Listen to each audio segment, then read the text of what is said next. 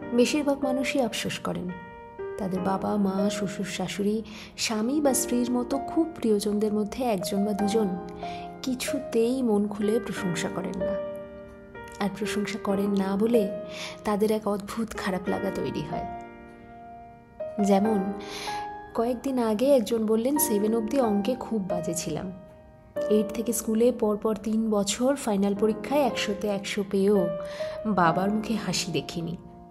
বাবা একবারও কনগ্রাচুলেট করেননি, একবারও বলেননি যে তুই খেটেছিস, সাফল্য অর্জন করেছিস। বাবা একটুও খুশি হয়েছিলেন কিনা জানা যায়নি। আজ নিজে বাবা হয়ে বুঝতে পারি তিনি ছেলের সাফল্যে খুবই খুশি হয়েছিলেন, কিন্তু মুখ ফুটে সে কথা বলতে চাননি পাছে ছেলে নিজেকে কেউকেটা ভেবে রেজাল্ট খারাপ করে ফেলে। তাই কিন্তু মুশকিলটা কি জানেন, বাবা আমাকে একবারও ভালো না বলায় আমার মনে হয়েছিল ভালো করেই বা কি লাভ। বাবা তো খুশি হলো না। ঠিক সেদিন থেকে নিজের অজান্তেই মনের মধ্যে অবসাদ তৈরি হয়েছিল, যা এখনো আছে। এ এক অদ্ভুত খারাপ লাগা। সেদিন বাবা কি একবার কাছে ডেকে বলতে পারতেন না যে ভালো হয়েছে, খুশি হয়েছি আমি, পরের বার আরও ভালো করতে হবে। আমি একটি মেয়েকে চিনি যার মা খুব ছোট থেকেই তার সবেতেই খুঁত ধরতেন। মেয়েটি ঘর গোছালে তার মা বলতেন, দেখ এইভাবে গোছাতে হয়, এরকম ভাবে নয়, তুই ঠিক করতে পারিসনি। মেয়েটি ছবি আঁকলে তার মা আরও পারফেক্টভাবে আঁকতে হবে বলে নিজেই রং তুলে নিয়ে কারেকশন করতে বসে যেতেন। মেয়েটি কখনো কিছু রান্না করলে তাকে শুনতে হতো ফোড়নটা ঠিক হয়নি, আর একটু নুন ঝাল বেশি হতো, ইত্যাদি প্রভৃতি। মেয়েটি যত সুন্দর করে সাজুক না কেন, তার মা তাকে কখনো বলেননি তোকে ভালো লাগছে। মেয়েটির মায়ের বক্তব্য ছিল মেয়ে মানুষ করা সহজ নয়, এই ধরনের কথা বললে মেয়েদের মাথা ঘুরে যায়, তারা বদ সঙ্গে পড়ে।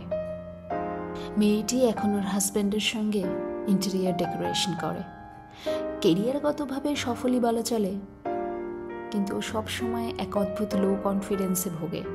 ওর সব সময় মনে হয় ওর অনেক ফ্লজ, অনেক খুঁত।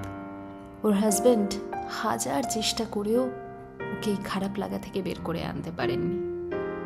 আমার খুবই পরিচিত একটি মেয়ে, ভীষণ ভালো রান্না করে, ওর ক্লাউড কিচেনও আছে, না হলেও 100 মানুষ ওর রান্না খেয়ে অনেক অনেক প্রশংসা করেছে। তবু ওর নিজের রান্না নিয়ে ওর খুব মন খারাপ হয়, ও অবসাদে ভোগে। কারণ ওর রান্না করা খাবার যদি 19-20ও খারাপ হয়, ওর বর নুন কম ঝাল বেশি নিয়ে ভীষণ ঝামেলা করে। কিন্তু যদি খাবারের স্বাদ ভালো হয় তবে কোনোদিনও প্রশংসা করে না।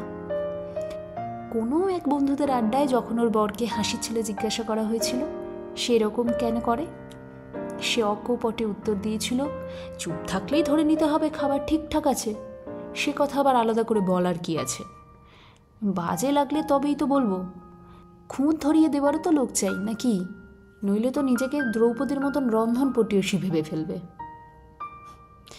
কিছুতেই তাকে বোঝানো যায়নি খুঁত ধরা আর আরও ভালো করতে বলার মধ্যে পার্থক্য আছে, কিংবা ভালো লাগলে সে কথাও কেন বলা উচিত।